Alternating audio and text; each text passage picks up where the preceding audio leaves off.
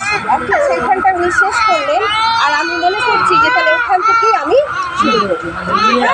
তাই আমরা যখন উপবাস করি, প্রার্থনা করি, কিন্তু আমরা যখন প্রার্থনার উত্তর পাই না, তখন আমরা কি করবো?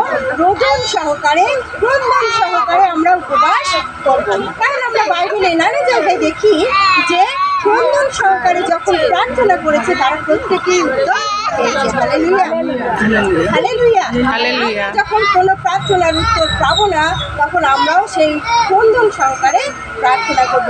আমরা দেখেছি মোশিকে যখন সেই ইসরায়েল জাতিকে সে নিয়ে আসছিল ফিরিয়ে, রফিদিমে যখন এসেছিল শিবির স্থাপন করার জন্য, আর সেখানে জল পাওয়া যাচ্ছিল না, আর সকলে তখন মোশিকে বচসা করতে শুরু করলো।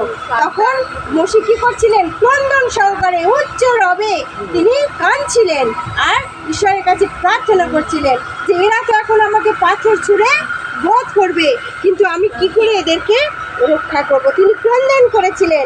আর তখন ঈশ্বর কি বলেছিলেন?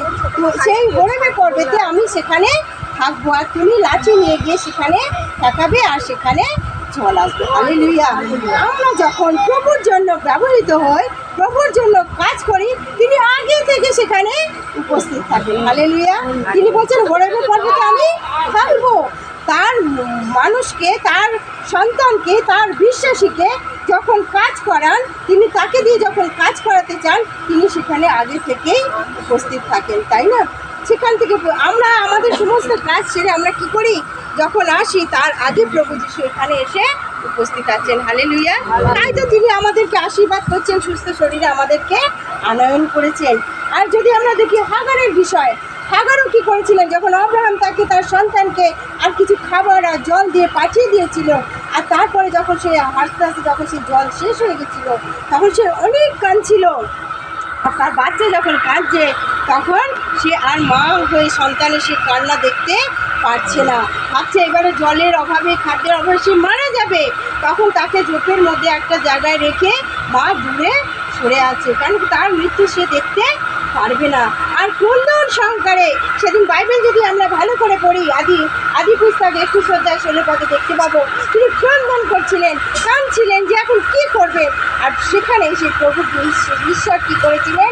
সেখানে দেখা দিয়েছিলেন আর বললেন ওইখানে তুমি যাও। আর সে দেখলো, চোখ খুলে দেখলো, সেখানে একটা জলের কুয়ো দেখতে পেলো, আর সেই জল খাইয়ে সে সন্তানকে বাঁচালো। তাহলে ক্রন্দন সহকারে প্রার্থনা করেছিল। হ্যাঁ, তারপরে যদি হান্নার জীবন যদি দেখি, সে প্রচুর কাঁদতো, প্রচুর প্রার্থনা করতো, কিন্তু ঈশ্বরের থেকে সে বিশ্বাস ছাড়িনি। আমরাও যখন উপবাস করি, সঙ্গে সঙ্গে হয়তো আমরা কোনো প্রার্থনার উত্তর পাবো না, কিন্তু আমরা সঙ্গে সঙ্গে আমরা বিশ্বাস ছাড়বো না। আমরা ক্রন্দন সহকারে, উপবাস সহকারে প্রার্থনা করব। যারা উপবাস করতে পারি না, কিন্তু প্রভুর সঙ্গে আমরা প্রার্থনার মধ্য দিয়ে গমনাগমন করতে পারি। প্রভু আমাদের সঙ্গে গমনাগমন করেন প্রার্থনার মধ্য দিয়ে। হালেলুয়া। আমরা কিছু না পারলেও, আমরা হয়তো প্রচার করতে পারি না, আমরা ঈশ্বরের কাজের জন্য ব্যবহৃত বেশি হতে পারি না, কিন্তু আমরা প্রভুর কাছে প্রার্থনা করতে পারি, আমাদের হৃদয়কে আমরা নত হতে করতে পারি, আর প্রভুর চরণে বসতে পারি। আমরা মায়েরা বিশেষ করে আমরা যখন সন্তানদের জন্য প্রার্থনা করি, তিনি আমাদের সন্তানদের রক্ষা করেন, আমাদের স্বামীদের, পরিবারকে, প্রত্যেককে রক্ষা করেন। কারণ আমরা কি করি? তার চরণে আমরা সমর্পিত থাকি, আমাদের পরিবারকে তখন আমরা সব সমর্পণ করি। তাই প্রভু আমাদেরকে কি করেন? সমস্ত বিপদ, সমস্ত সংকট, সমস্ত অসুস্থতা থেকে আমাদের রক্ষা করেন, আর তিনি আমাদেরকে তার কাজের জন্য ব্যবহার করেন। আমরা অনেক অসুস্থ, অনেক রোগ আমাদের শরীরে আছে, কিন্তু যখন প্রভুর জন্য ব্যবহৃত হই, আমাদের সমস্ত রোগ কোথায় চলে যায়। সকালে যখন ঘুম থেকে উঠেছি, এত শরীরটা অসুস্থ লাগছে, আমি কিছুতেই উঠতে পারছি না, প্রভুর বাক্য একটু দেখতে পারছি না, আমি উঠতে পারছি না, কিন্তু প্রভুকে বলছি, প্রভু তোমার কাজ আমি যেন ওখানে কিছু বলতে পারি, তুমি আমাকে সাহায্য করো। আমার এখন শরীরে কোনো দুর্বলতা নেই, কি সুন্দরভাবে আমি এসেছি, সুন্দরভাবে প্রভুকে প্রচার করছি। তাই আমরা যখন প্রভুর জন্য ব্যবহৃত হই, তিনি আমাদেরকে শক্তি দেন। হ্যাঁ, অনেকে শক্তি পাওয়ার জন্য কী করে? ড্রাম ব্যান্ড দিয়ে নিজের শরীরে শক্তি দেখি, আমরা ইয়াং ছেলে মেয়েদের সব ড্রাম ব্যান্ড দিয়ে শক্তি সঞ্চয় করে। আমরা কি করি? প্রভুর বাক্যকে নিয়ে শক্তি সঞ্চয় করি, আত্মিক হৃদয়কে আমরা দৃঢ় করি, আমরা ধন সম্পদ সঞ্চয় করি। কিসে?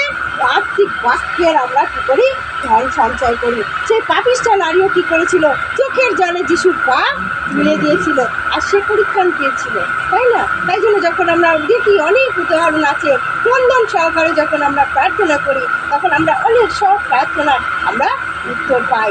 আর আমরা একটা জায়গায় দেখি লুক 12:33 আমরা দেখছি যে একটা তোমরা থলি প্রস্তুত করো। এই বাক্যটা আমরা সবাই শুনেছি কি জানি না, আমরা খুলে দেখতে পাবো। লুক 12:33 রয়েছে, তোমরা থলি প্রস্তুত করো। কিসের থলি প্রস্তুত করবো আমরা? হ্যাঁ, এটা একটা আমাদের মনে প্রশ্ন। কিসের থলি? প্রশ্ন আবার থলি প্রস্তুত করতে বলেছে। কেমন থলি প্রস্তুত করবো? আমাদের থলি প্রস্তুত বলতে আমরা যদি দুটো ভাবে চিন্তা করি, জগতের একটা থলি আর আত্মিক থলি। হ্যাঁ, দুটো থলি, আমাদের শরীর শারীরিক একটা রয়েছে, আত্মিক একটা রয়েছে। এই দুটো বিষয় যখন আমরা চিন্তা করব তখন সেই থলিকে আমরা দুটো ভাগে ভাগ করে আমরা আজকে একটু ধ্যান করব। কারণ জাগতিক থলি হচ্ছে অর্থ অনেক সময় আমাদের বিশ্বাসী জীবনে পতন ডেকে আনে। হ্যাঁ, শয়তান দিয়াবল কী করে, এই অর্থকে দিয়ে আমাদের মধ্যে প্রবেশ করে। তাই ঈশ্বর বলছেন আমাদের যে অর্থ দেন না, ঈশ্বর কিন্তু সে বিষয়ে সচেতন থাকে যে আমি এই সন্তানকে অর্থ দিয়েছি, সে কেমন কাজে ব্যবহার করছে। তাই তিনি বলছেন যেখানে ধন সেখানে কী করে মানুষের মন থাকবে। ওই জন্য সব সময় যেন আমরা অর্থকে বিশেষ প্রাধান্য না দিই। তিনি আমাদের সেই শিক্ষা দিয়েছেন, কারণ জগতের ধন যেটা রয়েছে সেটা কিটে কাটবে, মরচে পড়ে যাবে, চোরে এসে চুরি করবে, কিন্তু আমাদের সেই স্বর্গের ধন সঞ্চয় করতে হবে। কিন্তু ধন জগতের ধনই যদি আমরা হতে কেউ বাসনা করি, আমাদের হৃদয়ে যদি শুধু বড়লোক হওয়ার ইচ্ছা থাকে, আমরা অনেক বাড়ি ঘর করবো, অনেক গাড়ি করবো, অনেক টাকা পয়সা করবো, দামি দামি কাপড় পরবো, এরকম যদি আমাদের একটা বড়লোক ধনী হওয়ার একটা বাসনা থাকে, তাহলে কিন্তু আমরা নানাভাবে হানিকর অভিলাষে পরিণত হয়ে যায়। টাকার দিকে আমাদের মন থাকে। কেউ যদি একটু কোনোভাবে টাকার সুযোগ পায় না, অনেক সময় না সে তাদের সততা থেকে দূরে সরে যায়, গিয়ে সে অর্থের প্রতি তাদের লালসা এসে যায়। তাই আমরা অর্থকে যেন সব থেকে বেশি গুরুত্ব না দিই, আমরা যেন প্রভুর বাক্যের দিকে আমাদেরকে দিতে হবে। কারণ অর্থের প্রতি ভালোবাসা ভালো, কিন্তু টাকা থাকাটা যে বিপদে, তার সেইটাকে শুধু অর্থটাকে বেশি প্রাধান্য দেওয়া আমাদের উচিত নয়। কারণ তিনি বলেছেন লুক 18:22 তোমার যা কিছু আছে দরিদ্রকে দান করে দাও আর আমার পশ্চাতে আসো, তাই না? আমার পশ্চাতে আসো। আর তিনি শুধু যে অর্থটা খারাপ তা নয়, অর্থ তিনি আমাদের বিশ্বাসী জীবনে প্রভু যিশু আমাদের ঈশ্বর কী করেন, আমাদের অর্থও দেন তার রাজ্যের জন্য, তার কাজের জন্য, আমাদের সঙ্গে সাংসারিক জীবনের সঙ্গে সঙ্গেও যেন তার কাজের জন্য আমরা ব্যবহার করি। এই অঞ্জলিটি কী করেছে, তার পরিবারে একটা প্রার্থনা সভা রেখেছে। এটা জগতের কাজের মধ্যে দিয়ে তিনি আর্থিক কাজের জন্য এই ব্যবস্থাটা করেছেন, তাই না? এটা এই অর্থটা তিনি কী করছেন, এই আর্থিক খাবারের জন্য, আর্থিক বিশ্বাসীদের জন্য তিনি ব্যবহার করছেন। এই অর্থ তিনি দিয়ে থাকেন, এটাও কিন্তু ওনার কৃতিত্ব নয়, ঈশ্বর তাকে দিয়েছেন বলে তিনি এই কাজটা করতে চাইছেন। কারণ মসিকেও দিয়েছিলেন, আব্রাহামকেও দিয়েছিলেন, অর্থ ছিল, ইয়োবেরও অনেক গাছ গাছি গরু ছাগল অনেক কিছু ছিল, তাই অনেক টাকা দেওয়া যায়। কিন্তু আমাদের কী করতে হবে, সেই টাকাটাকে কেমন করে ব্যবহার করব সেটা আমাদেরকে বুঝে শুনে করতে হবে। কেন আমরা অনেক ভোগ বিলাসিতার সঙ্গে ব্যবহার না করি। এটা হচ্ছে জাগতিক, এটা হচ্ছে আমরা যদি এইগুলো করি আমাদের জাগতিক জীবনে আমরা পরিতৃপ্ত হব। কিন্তু আমাদের আর্থিক জীবন হচ্ছে যে আর্থিক জীবনকে যদি আমরা শক্তিশালী করতে চাই, তাহলে আমাদের মধ্যে প্রেম, আনন্দ, শান্তি, দীর্ঘসহিষ্ণুতা, মৃদুতা এগুলো আমাদের মধ্যে থাকতে হবে। হ্যাঁ, তাহলে আমরা আর্থিক থলিটাকে মজবুত করতে পারবো, আর একদিন সেই অনন্তকাল স্থায়ী সেই অহস্ত নির্মিত স্বর্গের সেই স্থানে আমরা যেতে পারবো, আর নিজেদেরকে তৈরি করতে পারবো উপবাসের মধ্যে দিয়ে, প্রার্থনার মধ্যে দিয়ে। এই যে আমরা পরিশ্রম করি, সভা সমিতি মহিলা মায়েরা অনেক পরিশ্রম করে, সংসারের কাজ ছেড়েও আবার সেই মণ্ডলীর কাজের মধ্যে ব্যবহৃত হয়। এটি প্রভুর রাজ্যে ধার্মিকতার জন্য যখন আমরা ব্যবহৃত হই, তখন আমরা অনেক আশীর্বাদ করি। ঈশ্বর তার আচরণ বাক্যে আমাদেরকে আশীর্বাদ করুন। আর আমাদের অনেক ব্যবহার হয়েছে, বাকি যাবে কিছু করে বললাম। আর আমরা যুগ পর যায়